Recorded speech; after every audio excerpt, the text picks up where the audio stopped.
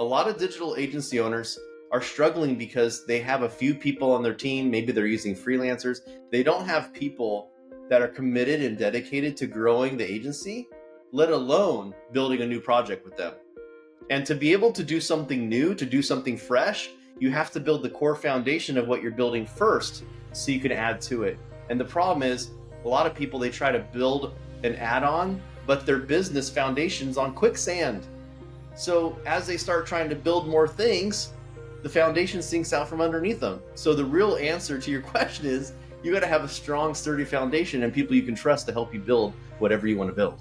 Hey, what's going on, everybody? And welcome to Legacy's Journey, where we talk about creating what outlives you. I'm your host, Cameron Williams, owner of Kinley Consulting, where we focus on strategic financial growth for marketing agencies so that they can live the dream life they deserve and not be a slave to their business. And we do that through CFO and consulting services with, of course, some tax strategy. Now, I told y'all, season 2, we're doing it big, right? So I had to go start doing some more networking, meeting some more people, shaking some more hands. And so this guy, I think we sat next to each other at this conference. Next thing you know, he goes on stage. He's doing all this stuff with AI, and he was able to do stuff like 10 minutes before he walked up. It was amazing. So I was like, bro, we gotta link up. You gotta come on a podcast. He wanted to do it. So, ladies and gentlemen, Jeff J. Hunter is here live on the pod. What's going on?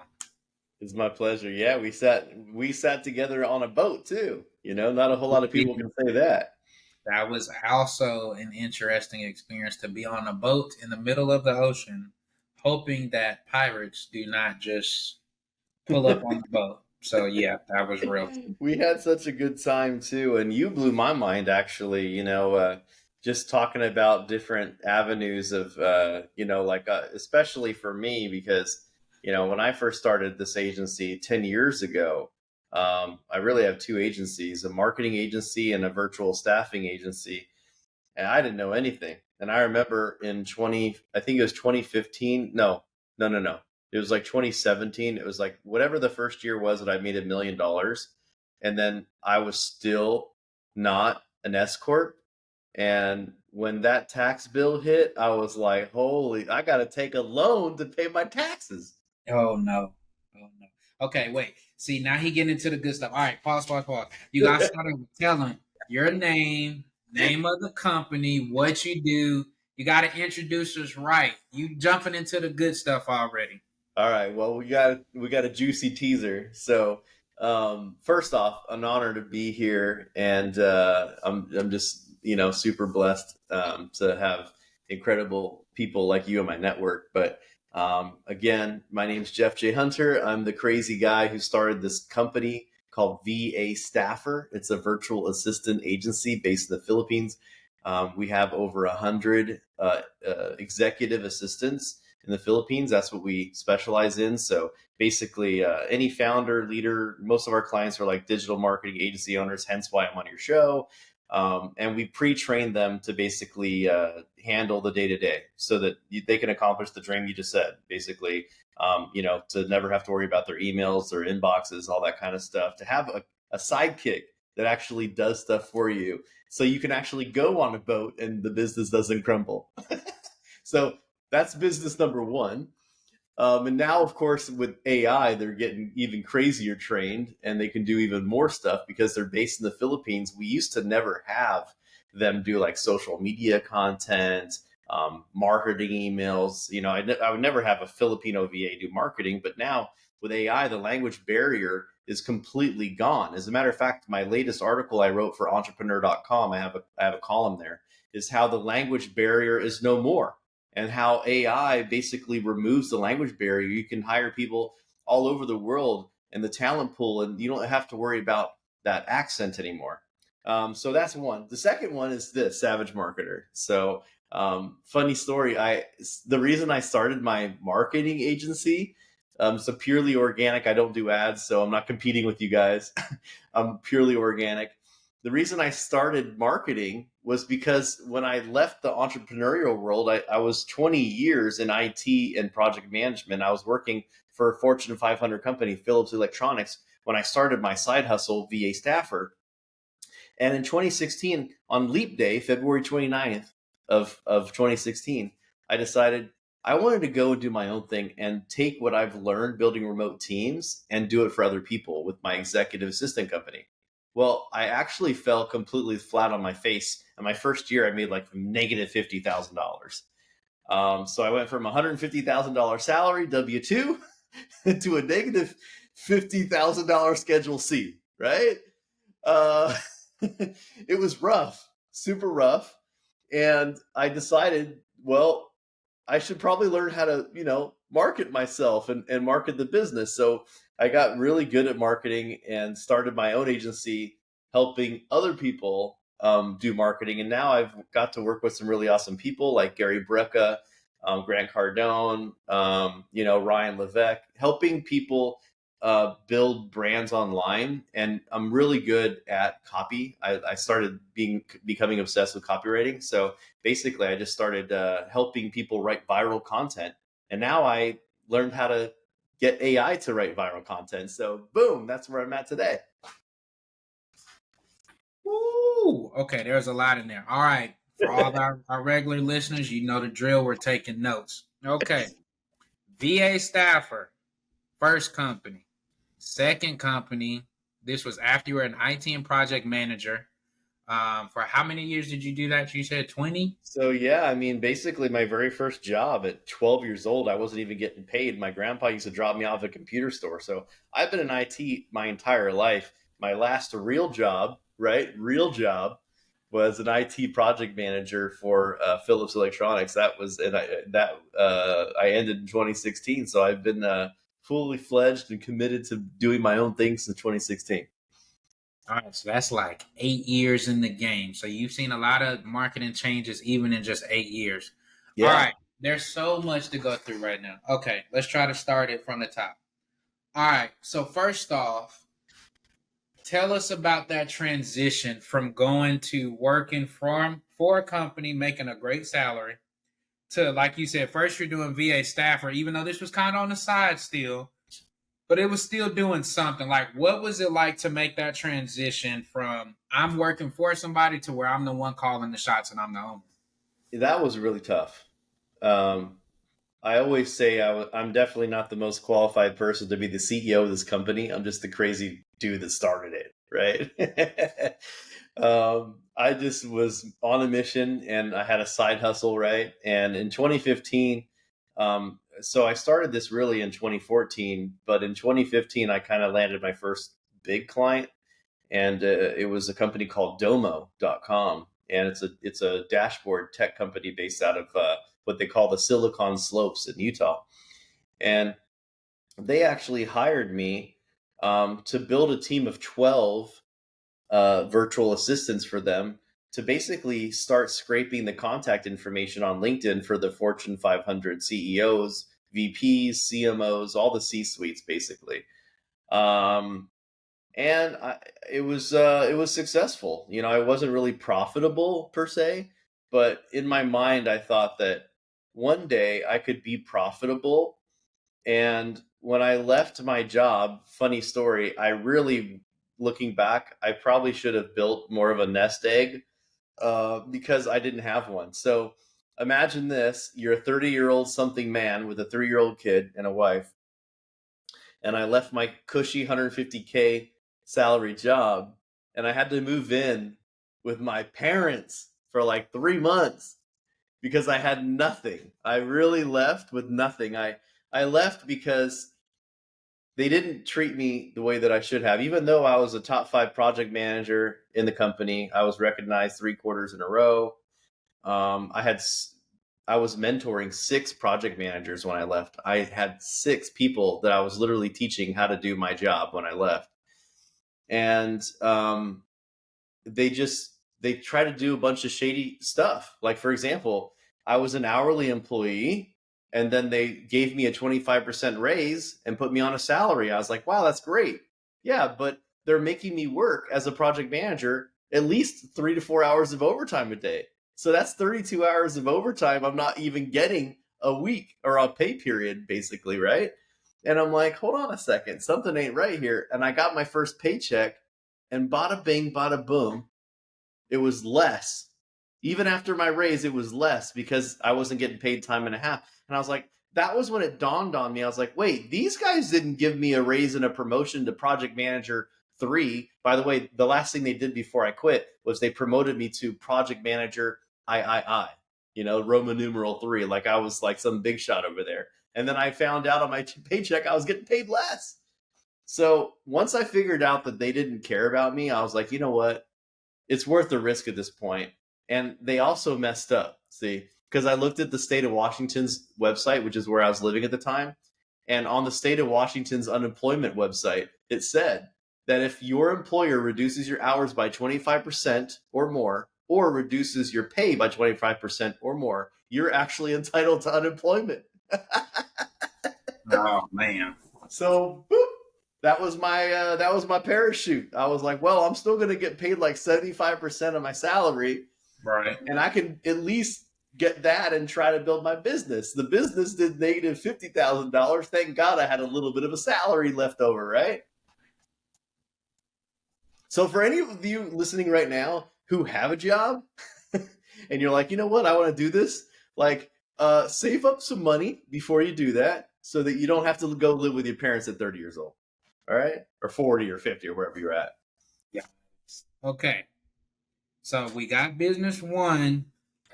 All right, first year was negative. Now we're starting to creep on up there. All right, now this second company comes in February 2016. So you decide, hey, I'm gonna go all in. I'm gonna start with my copy, etc. Tell us, what is it like to balance 2 companies? Because I think right now a lot of people think like that's the sexy thing, right? Like, I want to buy this. I literally just talked to a client this morning that's like, we're thinking about acquiring another agency. Now they're just going to absorb it, but you're literally trying to manage 2 different types of companies at the same time. Tell us, what is that like? How does it feel to balance it? How are you structuring your days, etc.? I am so fortunate that the very first company I decided to start was a staffing agency, right? Because VA Staffer is literally a virtual assistant staffing agency. That's what VA Staffer stands for. So building that and saying, you know what, I really want to start and take the marketing, because basically I got to the point to where VA Staffer was growing on its own. It didn't really need me. I did proper SEO and stuff that I had to learn, crazily enough. I mean, I was broke, right? So the one thing you can do when you're broke is SEO. Like you can write. I was hiring some writers, and it was working. And SEO was going up, and I worked on some different collaborations with like virtualassistantassistant.com, which is a review site. And I invited him to come and review my VAs. I gave him a VA for free to test out for a month. And, he wrote an awesome review. And, so like I was doing that, like that was always my job, and will pretty much always be my job, is to be the marketer. So it was a vertical transition. And I think what you're looking at, just like what you said, when an agency acquires or absorbs another agency, it's a complete vertical integration, because they're just offering the same thing they already did. They're just acquiring new clients and customers, right? So, and potentially team members and people that are servicing it, right? So they're really acquiring another agency is easy. Starting something on a different horizontal is different, right? So there is a vertical piece of it, which is these are clients of mine that I serve, are entrepreneurs, online business owners, a lot of digital marketing agencies. So I already know that these guys need help with marketing. So it was a perfect vertical for me, because as I come in and I say, why does somebody need a virtual assistant? Think about it, Cameron. Why would someone need a virtual assistant? They are too busy, right? They are in growth phase. They probably are struggling working on their own brand, their own marketing, right? They need help. People come to me because they don't have enough time in the day. So, matter of fact, I just had a meeting earlier with my marketing director in my company, and he was like, "Hey, why don't we? Because we're already working on our Black Friday campaign. Think about that. We're in August, and we're already thinking about November. Most people don't even know what's going on next week, Absolutely. especially agency owners, because they're too busy worrying about their clients. They ain't worried about their sales, Yeah. right? It's like that. It's like that age-old fable of the shoemaker's kids who have no shoes. So what ends up happening is, so to answer your question, the vertical is I already knew that people were struggling with time management. What I'm really doing is selling leverage, right? I'm helping people get more out of their day by having somebody help them do that. So VA Staffer is a support company. We're helping support people to free up their time to focus on the more valuable time. Well, guess what? What I learned was that most people, even when they're freed up and they have more valuable time, they don't know what to do. They don't know how to create a good marketing campaign. They don't know how. It's so funny because a lot of agency owners too, they suck at actually doing marketing for themselves. They're great for helping their clients do marketing. That's fact. So it was definitely a challenge. And the balance is that you have to share resources. That's the key. All right. A lot of digital agency owners are struggling because they have a few people on their team. Maybe they're using freelancers. They don't have people that are committed and dedicated to growing the agency, let alone building a new project with them. And to be able to do something new, to do something fresh, you have to build the core foundation of what you're building first so you can add to it. And the problem is a lot of people, they try to build an add-on, but their business foundation's on quicksand. So as they start trying to build more things, the foundation sinks out from underneath them. So the real answer to your question is you got to have a strong, sturdy foundation and people you can trust to help you build whatever you want to build. Okay. Okay. So, in your case, the two businesses happen to kind of align and work together, go in the same direction. But to your point, though, still only so many hours in a day. So you said you have one company kind of running on its own. Explain for us, because there's a lot of people struggling with that, like you mentioned. What were some of the things that you were able to instill or put in place so that the company could work on its own for you to even think of starting Savage? That's like its own podcast. So here we go. All right, I'll break it down. And it's so funny because, like I said, remember, I'm not the most qualified person to be the CEO. I had to grow into the role, right? I had to grow There's into it. nothing wrong with that. We all got Yeah. to grow. So I'm going to tell you the hard way I learned. So I have hired, okay, get ready for this, guys, for the hundreds, 150-ish people on my team right now, right? And I'd say 100 of those people that work for me are actually working for clients, okay? We only offer two things. We have full-time and part-time VAs, 8 hours a day, 4 hours a day. We also have what is called a creative team. The creative team are video editors, graphic designers, web developers, okay? Right? That's a smaller team. That's only 16 people. So 16 people work directly for me, but my clients leverage them on an hourly basis. And then I have my internal staff, which is about maybe another 25.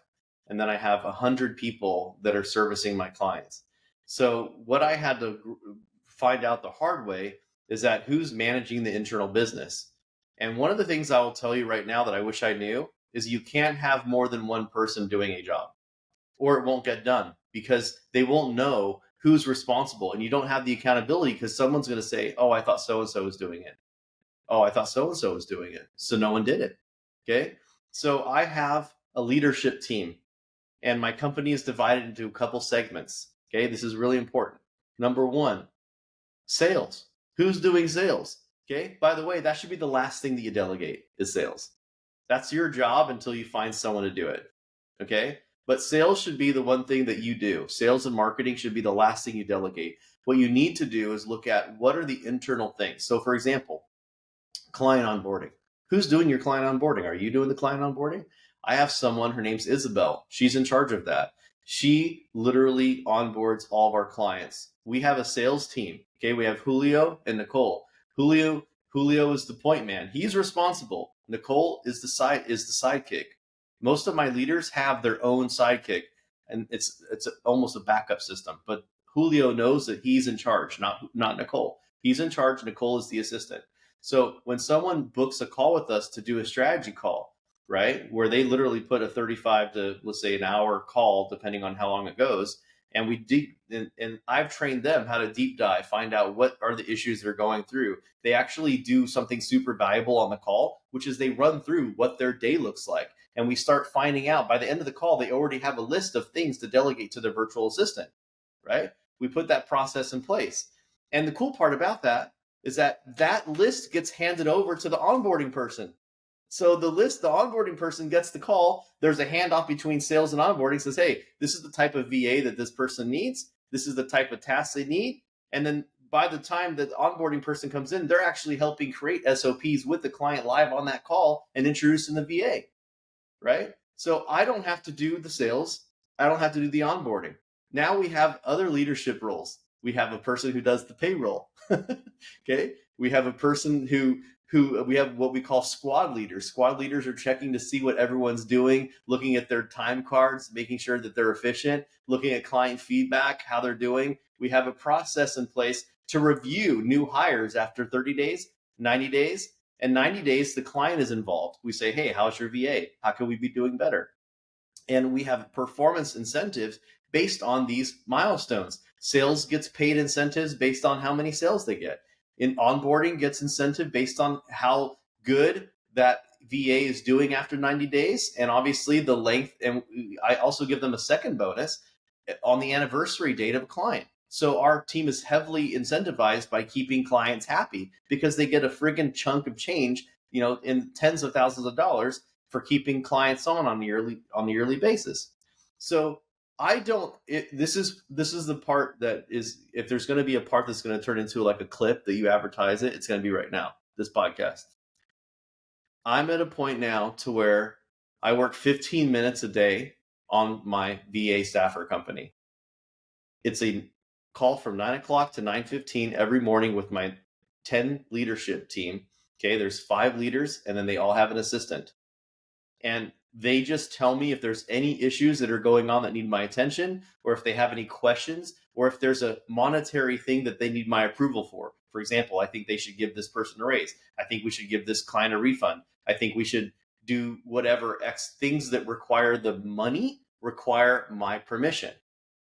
So outside of that 15 minutes a day, I do nothing for that business. So every day I wake up, I do my call, see if there's any issues they need help with, and I get to spend the rest of my day on marketing. That was intense. As a matter of fact, I was on a call with it's Dan Martell, I think. He's the guy who made Buy Back Your Time, that book. Tell me why everybody wants me to read that book. It's a great book. I should buy one for all my clients. But Buy Back Your Time, I was on a call with him because he was speaking at a mastermind that I'm in. And he was like, hey, what's everybody's problem going on here? And everybody's typing their problems like, I don't have time for this. I don't have time for that. I don't have reliable things like that. And then for me, I actually wrote that, I don't have any of the problems that they have. And it intrigued him on the chat. He actually called me out on the call. He's like, what do you mean you don't have that problem? I'm like, well, my business pretty much runs itself and I spend 15 minutes a day. The only thing I really do for my business is tell people about the VAs that I have, and then the whole thing is just they go to an inbound sales calls with Julio, the onboarding gets handed off. Like my only job is to tell people about it. He was very intrigued. And I told him, I said, if anything, I actually feel a lack of purpose in that business now, because when I do randomly show up on a call or something, they always look at me like, why are you here? Like they're frustrated that I'm showing up to work. Right? And it intrigued him. And like, I believe that, we should be at that. If you're an agency owner and you can't just wake up and just tell people about how awesome your team is, you need to work on your team. Like whoa. So all right, now you was doing good. You was killing it. Now you finna make the people mad. Hold up. I'm making people mad, but I'm just telling the truth, man. Okay, but they're probably gonna argue. Let me think what they would say. but I'm not there yet. I'm not making enough money to hire. I don't know what to delegate out. Oh, that sounds good because you who you are. I don't know. I'm throwing stuff out there. Let me So tell you something how easy it is, Cameron. I'm going to tell you how easy it is because like I told you, I have dozens of digital agency owners. Okay, and it's I have a client right now who's got 3 VAs basically running his entire agency for him, and basically every excuse that you said there is valid and also a lie. Okay, there's three whoa, how things. can it be valid and a lie? Because it's valid, it is their truth at the time, but it's a limiting belief that's actually it is their truth, but it is not the truth. There is That's fair. truth, there is absolute truth, and then there's your truth. There's 8 billion, 9 billion versions of the truth on this planet, right? That's fair. So here's what I want to tell you. This is a self-limiting belief. It's a lie that we tell ourselves that we actually believe is true. Number one is that no one is ever going to do the job as good as me. Oh my God, agency owners always think that. No one's ever going to do the job as good as me. And you know what? There might be a little bit of truth of that. Let's just say you have one person who does 80% as good as you. Now let's do the math. You have one person who's going to take 10 hours to do what you do in 8. Okay? So, how much is your time worth if you're freed up that 8 hours a day and it takes someone else 10, right? But Yeah, here's the thing. That brings us to the lie number 2, right? Is that I'm not a good delegator. I don't think anyone else can do this. You're doing it anyway. If you're in the agency space, you're not doing anything offline. Everything's online. You open up the Facebook Ads Manager, you got your SOP. No, of course you don't have an SOP. You're an agency owner. You're busy. So here's what you do. You pop on a Zoom call. You bring your VA on the call. And then you do what you normally do. The difference is you hit the record button and you explain to the VA what the hell you're doing. And hello, they make the freaking SOP afterwards. It's a done deal. You don't even have to make the SOP. You say, watch this video and make an SOP out of it, right? Like even our VAs, we train them. They go through a 4-week training process. They spend 3 days on just how to create SOPs. So like you have no excuse if you have a good VA to have SOPs in your business. All right. Now the third lie, this one's my favorite. I don't have time. I don't have time. All right. This is my favorite one because it's the literal looping problem. I don't have time to make time. Right? The reason I don't have time is because I haven't spent the time to free up the time. It's kind of a messed up circle. And honestly, it's very easy to get stuck inside. And that's why, like I said, the same exact problem with the SOPs is solved on Zoom. You just get on a Zoom call and you're going to do the work anyway. So you do have time because when you spend the time working on that thing, you can bring someone in, you can record it. You could even do better. Man, you know what would make my team love you? If you came to me and said, hey, Jeff, I need a VA, I need help. If before you even had the call with our team, you just went on and recorded your day and explained what it was, and you just sent me a video and said, I need a VA to help me with this. Can you help me? We can have an SOP done for you before the call, right? So the only thing really holding you back is your own belief that you don't have time, that no one really is good enough or is going to care enough about your business, and that you're not a good delegator and that you don't have SOPs. Those are the 3 things that, by the way, hold most people back, and they're easily fixable. Very. What about the people who say, well, Jeff, that sounds like, okay, I get it, but I don't have enough money to do it? Well, the value problem is something you got to figure out. Absolutely. Like, I will tell you that most people, especially agency owners, the reason why they really struggle with the money, and I'm again, they're going to start hating me for this, is because most agencies can't keep a client more than 3 months. Oh, so now we're getting on the churn. Okay, keep going. They come in, they get a client, they promise the world, 3 months later it didn't work, and the client bounces. So you got to figure out, and this is one of the reasons why, by the way, I love AI. Okay, because there's never been an easier way to help get clients get results than right now with AI, because you can use AI to write really good content that gets way better engagement than most copywriters, most professional copywriters. Um, so you can do better ads. You can do better organic. You can, I mean, even the video editing stuff that's out there with AI is crazy. Even like for me, my marketing guy gets really mad because he wants me to come to my office every day.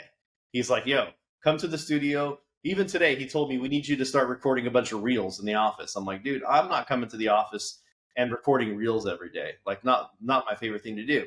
So he asked me, he said, hey, why don't you just go and record some sample videos that he can run through HeyGen, which is that AI video platform that basically clones you and then it makes you look like you're talking and stuff.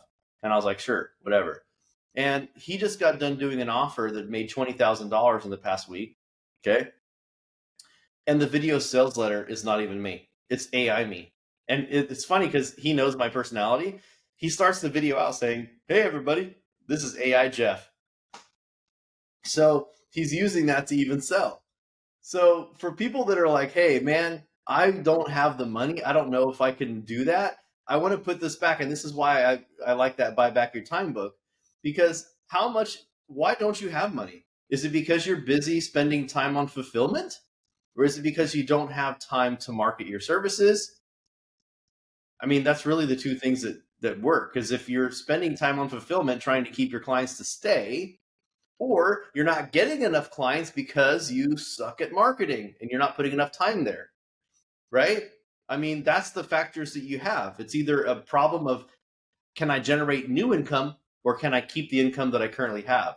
So another purpose of, again, a VA, it sounds like I didn't come here to sell my VAs, but if you have somebody who's literally doing fulfillment for you that you trust, that you know can actually help you with your clients so that you can spend your day on marketing, that's the best way.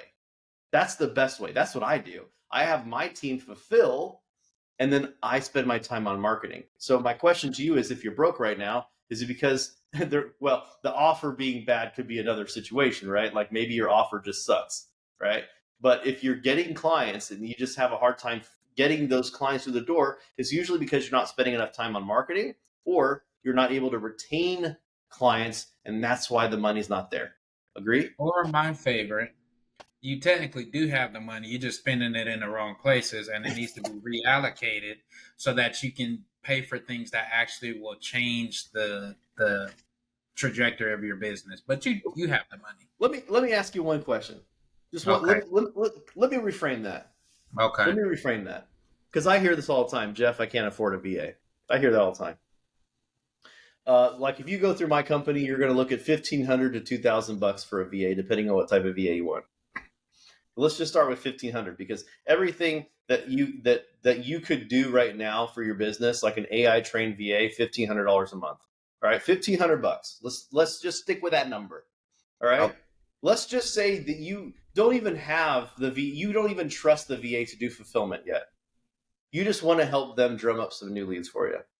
And let's just say that VA goes into LinkedIn, it goes on Instagram, it goes in, whatever. There's lots of different social media avenues. Let's just say LinkedIn for this example. And all you did was have that VA go on your account for 8 hours a day on LinkedIn and just reaching out to people and getting calls set up. Like, hey, are you currently advertising on LinkedIn, or do you advertise on Facebook? Do you advertise on YouTube? Whatever type of agency you're at, and then send them like a case study or whatever. And let's just say that they send 1,000 messages on LinkedIn. You know the rule, right? The 1% rule. So if you send 1,000 messages out, you're probably going to get 10 people who are interested in booking a call, right?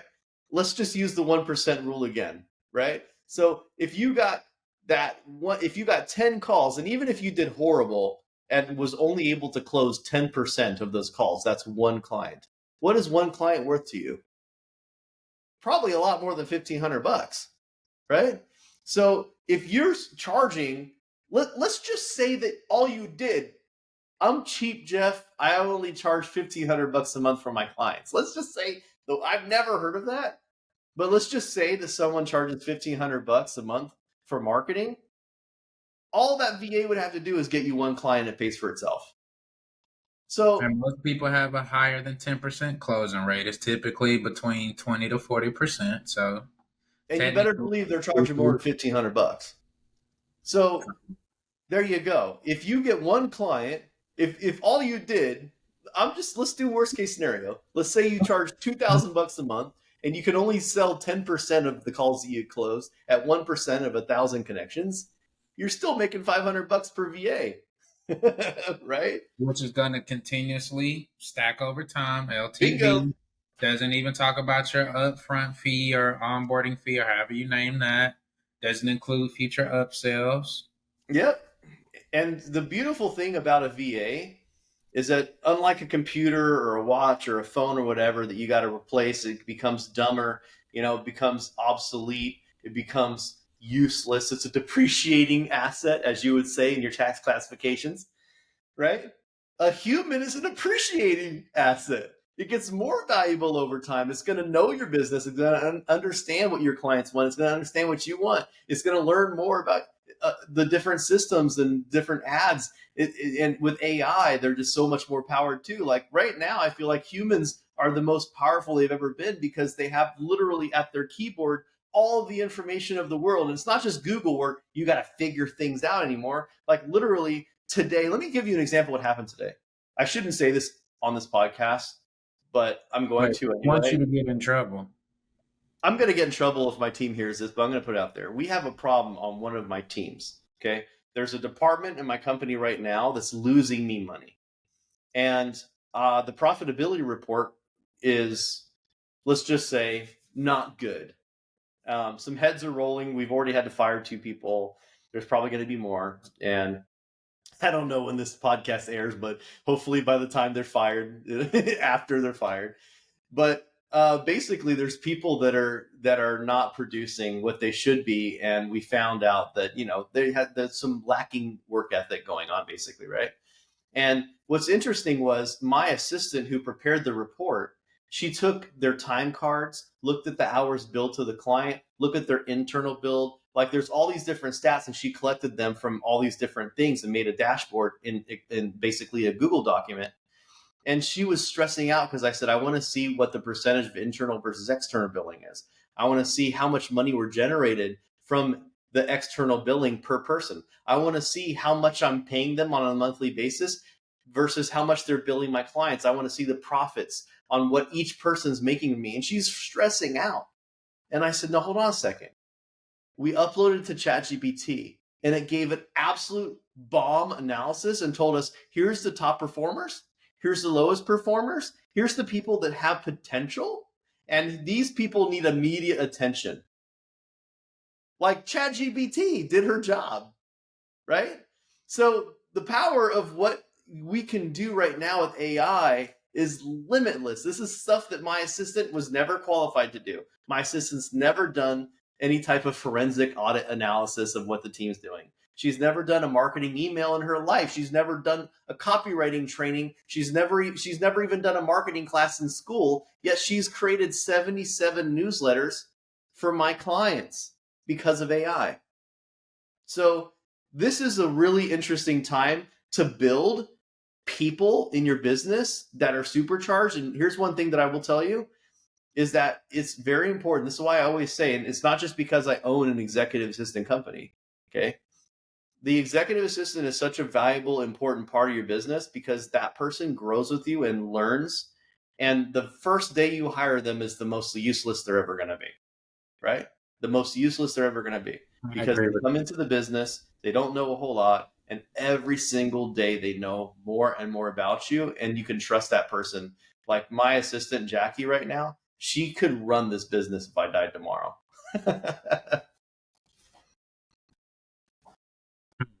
That was a lot to digest. As an executive assistant, I can agree with this.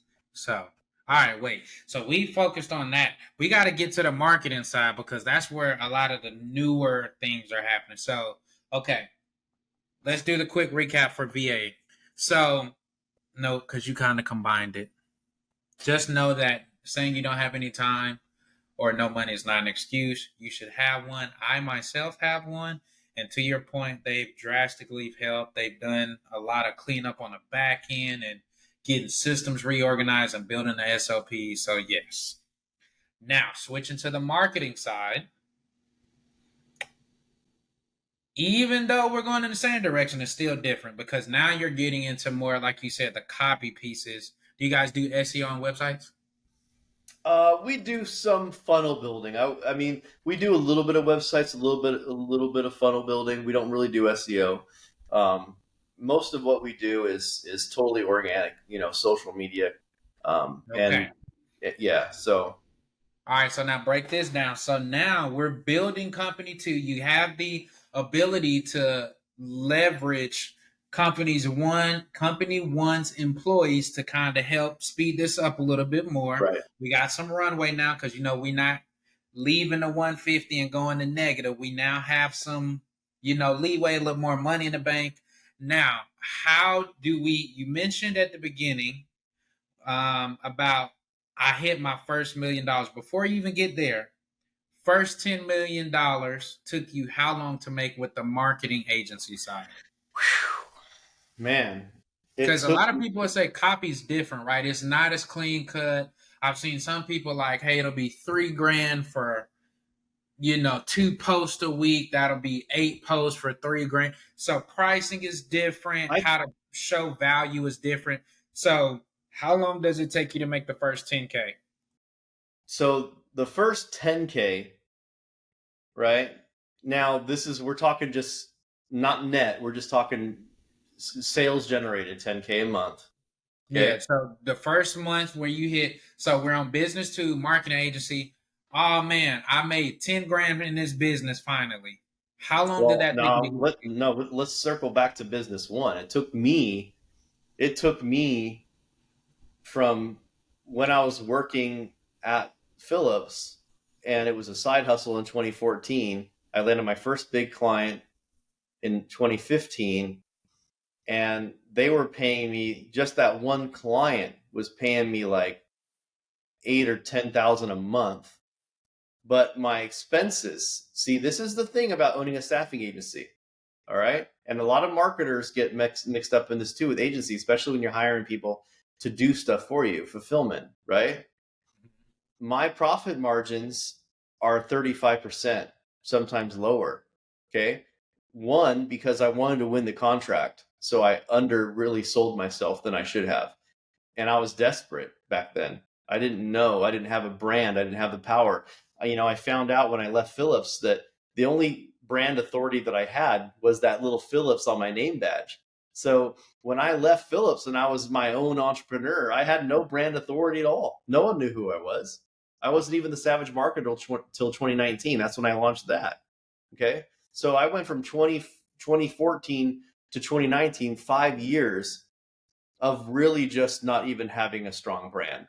2018, I started to take my brand more seriously. And in 2019 is when I acquired this brand, Savage Marketer, and just went all in on it.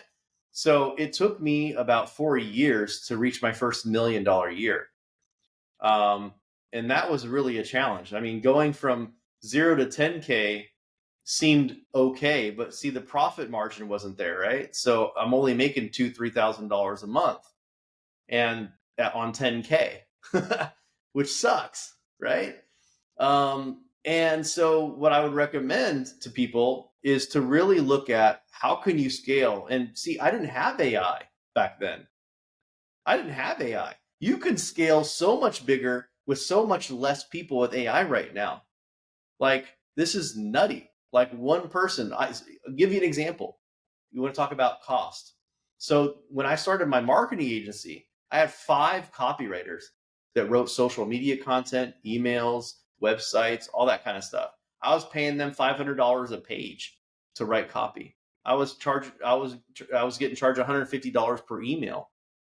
I have created an AI persona, okay, which is basically a hyper personalized AI employee that I've trained to become a copywriter with my own copywriting style. And that AI persona can do all of those jobs. Now, it still requires someone to operate it who understands copy. So I have one copywriter on my team. Well, I have two, but one person who's dedicated to just this. And she does the work of all five of the copywriters that I used to do in the past, and way faster because of AI. You do not have to stress too much anymore with AI, especially in marketing, because marketing is one of the easiest things to do with AI. It's just easy. Let me give, can I just want to give three things this is another value bomb. Here's Go. three things you can use. Here's three things if you're a struggling agency owner to make money, if you're struggling on making money. Let me give you three things you could do right now to just do what we call a cash injection campaign. Okay. Number one, how many clients do you think email their list enough? No one. I've never heard someone who says, you know what, I emailed my people every day. No one does. Right? You can go in there, you can pitch the idea of an awesome email campaign, a nurture sequence, right, to whatever they're already offering. So it doesn't require a whole lot of work on the back end for your client either. Boom, charge $1,000. AI can do that in 10 minutes. Okay. Number two, you can do a serious overhaul of your own internal. Okay.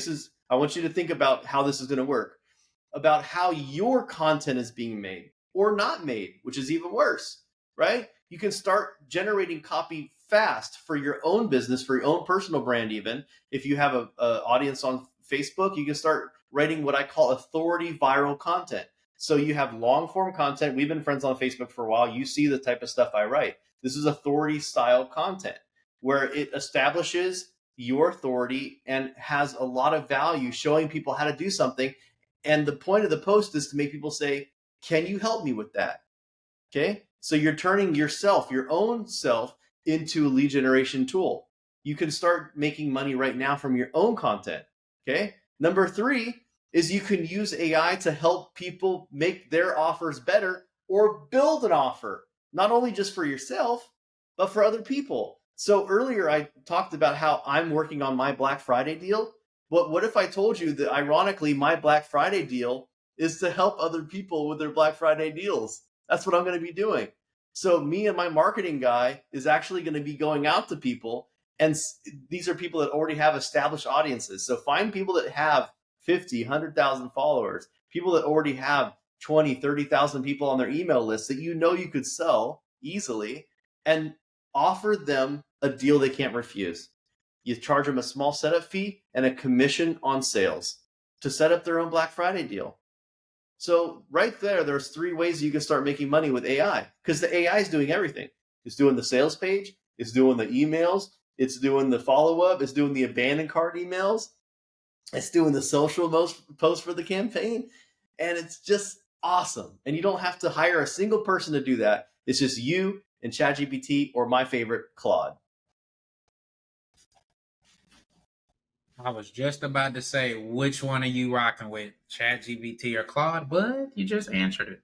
Okay, let's do it this way. Why is Claude, in your opinion, better than ChatGPT? It's not even an opinion, it's a fact. Claude just has more data. You can load so much data into Claude.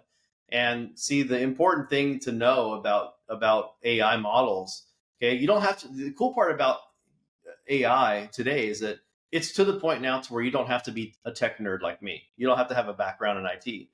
All you have to know, it's so funny when I hear people talk about prompt engineering, like, so you know how to chat with ChatGPT. Now you're an engineer. Come on, right? All you got to have is communication skills.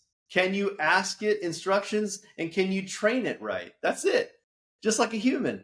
So in Claude, you can give it, like, for example, the way that I'm getting viral content from my Claude really good, and I cannot simulate this, I cannot get the same results from ChatGPT, is because I'm giving Claude over 100 of my most viral social media posts of all time. And then I'm having it analyze that and really imitate my writing style. I can have it write on any topic that way. Okay. And by the way, it's very simple and very fast to do this. Okay. Like, I have a training program inside my AI persona method program. It's only a 60-minute video, and I give them the data set and they can do it in 2 prompts. They can do it in 2 prompts. It's like literally analyze this data and imitate my writing style, and then write a post about whatever. And it comes back, and I've never had a person not have their minds completely blown afterwards. So you can do this very quickly. All right. So ChatGPT versus Claude, real quick mesh up. Claude allows you to import over 200,000 tokens, which is like, let's say 100,000 words, versus ChatGPT, which is still at about 8,000. Okay. So that's the huge disparity, is that you can't give ChatGPT enough to analyze. And I also think, I'm just going to throw this out there, might be a conspiracy theory, but in my experience, I've seen it. I feel like ChatGPT is getting dumber. I feel like ChatGPT is holding back like the really good stuff for their enterprise clients, and that they're not really giving us, the public, the $20 a month subscription. I don't think they're giving us the best that they have, because every time they've updated it, it feels like it gets dumber. And this is somebody who gets paid to teach on AI. So I would take that very serious, right? Guys, this is my first year as a quote unquote AI consultant. And I made, just in the past year, $282,000 doing AI consulting. And I've never been a consultant before in my life. It's very easy. It's very fun.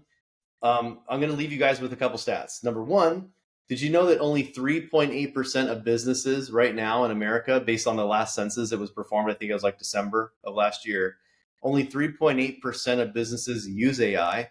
And that by the end of 2024, they believe it's going to go up to, get ready for it, 6.4%. Okay. So that means that even if you use 6.4%, let's round it up to 7, that means that 93% of businesses in America in 2024, going into 2025, will not use AI. Okay. So think about all the businesses right now that you could just sell them how to actually use AI to help them. So that's all I've been doing. I've just been teaching businesses how to integrate AI into their businesses, and they love it. And the cool part about it, unlike traditional consulting, where you have to like go into the business and figure out what's wrong and give them a whole list of things that need to be worked on, and then you don't want to do the work and they don't want to do the work.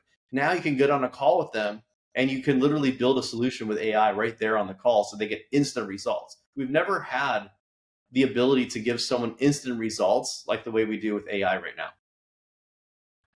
Do you do you think that that would translate to other industries? I know it's super heavy in marketing, but like, would that be able, for example, in my case, to hit accounting or finance, or is it a lot different because of the personal information and data and those things?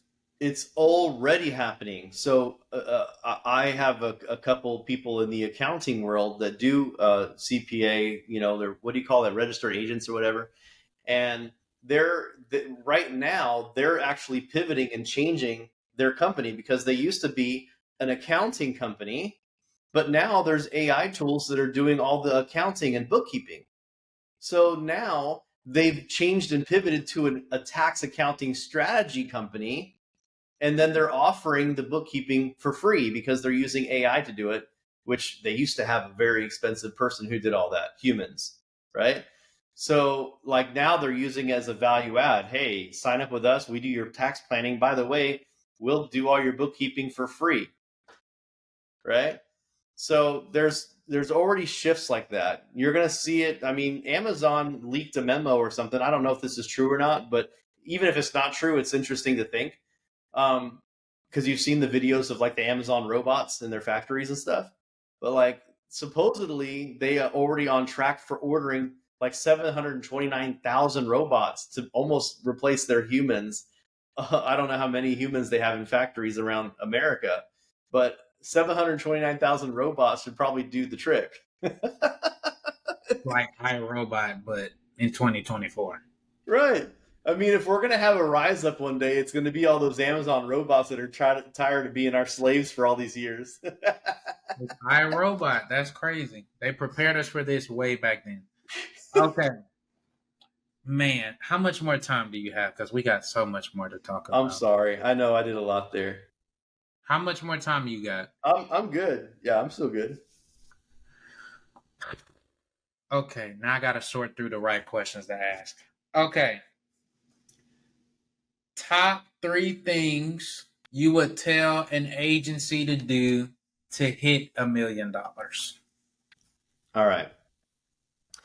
Well, to hit $1 million, the easiest way is to work on that magic 2 words that most people want, but really don't understand the formula of success to keep it, which is recurring revenue.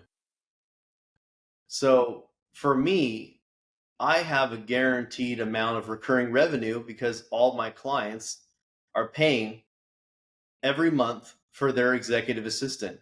And most of my clients, honestly, couldn't live without their executive assistant. The biggest problem that I have in my agency is clients who get too comfortable with their assistant and try to poach, which is why I have a $10,000 anti-poaching fee. All right. So I shouldn't call it the anti-poaching fee. I think I call it something else, a replacement fee. It's a poaching fee. If you want them, you got to pay me 10 bands. I got you. Yeah. It definitely says in there that, anti-poaching, if you want the VA, it's 10 bands, like you said. So, my greatest advice, and I don't even think it needs to be 2 or 3 things, because it really comes down to, I believe, the goal is the recurring revenue. Because what's really tough, honestly, it's actually really easy to make $1 million.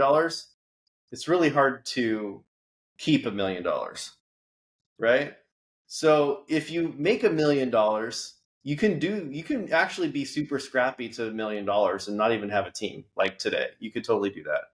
Okay. You could sell $10,000, $20,000 things, like let's do the math. I have my calculator up. You're the math guy, but let's just say you sell a $25,000 package, right? So what's $1 million? And then take $1 million, divide that by 25,000. So you 40. At 25,000, that's $100,000 a month. It's 12 months in a year. Right. So if you want $1 million, yeah. So if you got $1 million, divide that by 12, that's 83. Let's divide that by 10 clients. So if you got 10 clients that are paying you $8,300 a month, you only need 10 clients, right? But let's do the math. Most people aren't paying $8,000 a month, right? So they're going to have to do something else. Like, let's just say if you've got $1 million that you want to do and you're a recurring revenue business, which you should, by the way, because you're smart. Okay. You get $1 million, and let's just say your average client is going to pay you $2,500, which I'd say is probably around what most people charge. You're going to have 400 clients, my guy. Well, hold on a second. Hold on. We got to divide that by 12. Hold on. 33. 33. You got to have 33 clients to pay you $2,500 a month for 12 months. You're going to have 33 clients. So can we have a reality check for a second? Are you going to be the person who's physically responsible for 33 clients? Could you handle 33 clients a month? Right? Let's be realistic here. The path to $1 million, right? So how do you figure this out? Let's figure this out. What can you actually support right now with the revenue? Because what happens is most people don't plan for the future. They're reactive. It's not until stuff starts falling apart where they want to start hiring someone. And then they hire someone out of desperation. And it's usually the wrong person. Okay? So what you need to do now is prepare yourself. Do you have that process in place to support 30 clients? Right? So this is where the advice comes into play. Number one, you have to have recurring revenue so that you don't have to keep chasing clients. But that also means to keep the recurring revenue, you have to have excellent fulfillment on these clients. Okay?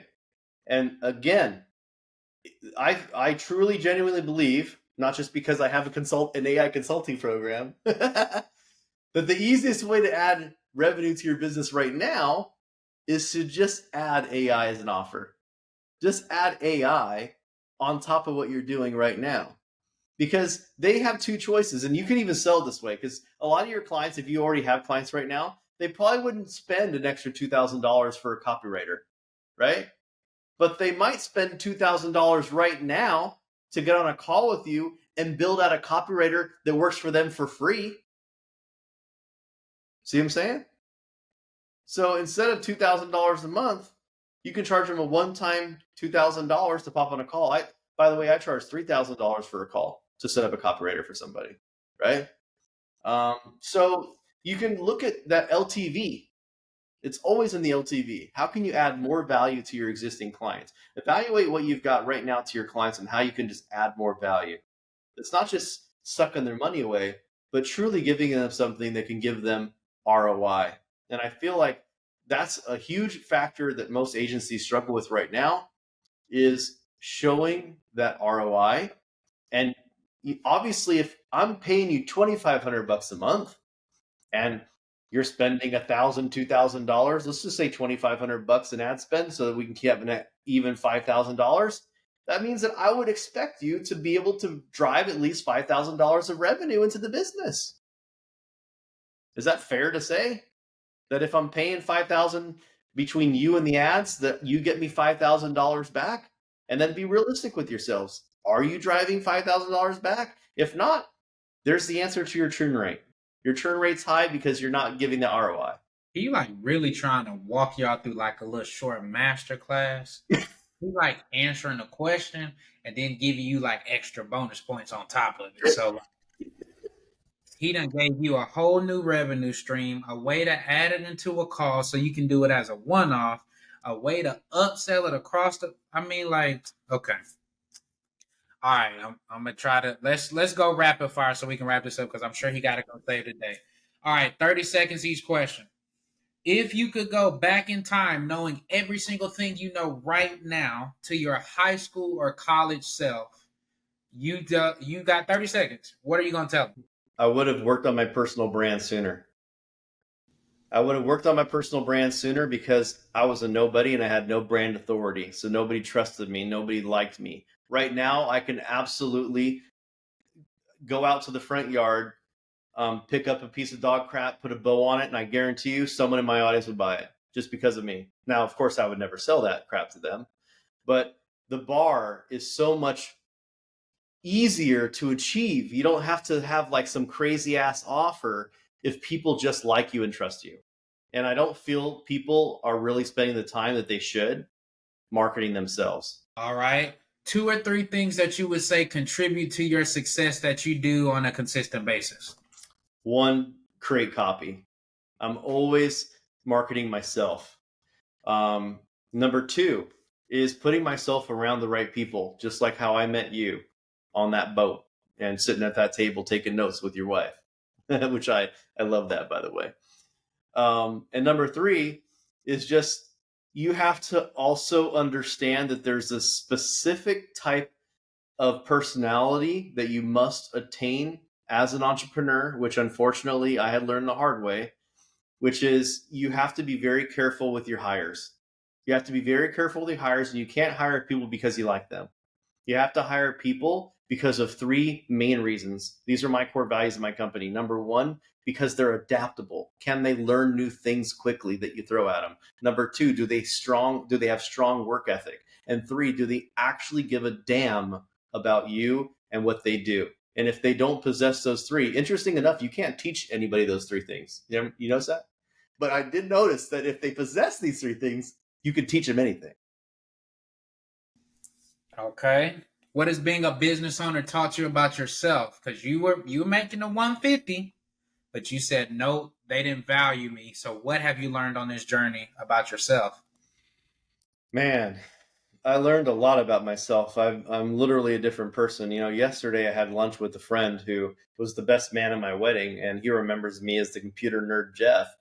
And he wanted to go for a ride in my Corvette, and he was just like completely blown away with what I'm doing. And he was talking about how, I can't believe that where I grew up at, which is a crappy little bodunk town that me and him, grew up in together. There's really not a whole lot of success stories. And I think that you have to change your mindset and be around people that push you and make you grow. And that's the thing that I've learned as a business owner, is that I've learned that the best way to get results for me is to help the people that I'm working with get results for themselves. I'm job crafting. I'm making sure that everybody is happy with what they're doing. And if they're not, it doesn't serve me and it doesn't serve them, and they got to go. So I'd also say you have to learn how to be less nice. All right, go home question.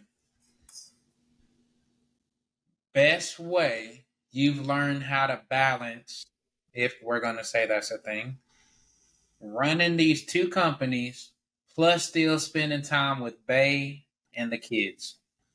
So I try to integrate them as much as I can. I don't know if the word balance is the right word, only because it's kind of like you have to kind of be extreme as a business owner. Sometimes there's days where you just don't see the sunshine because you're working on something, and but then I brought my family to Cancun with us, right? And we're trying to constantly put myself in places. To be honest, that's probably one of the things that I have to work on better. you know the relationship with my wife and I, not the greatest right now, and that's one of the things that is a challenge, I think, for most entrepreneurs. Most entrepreneurs I know, they've been through 2 or 3 wives.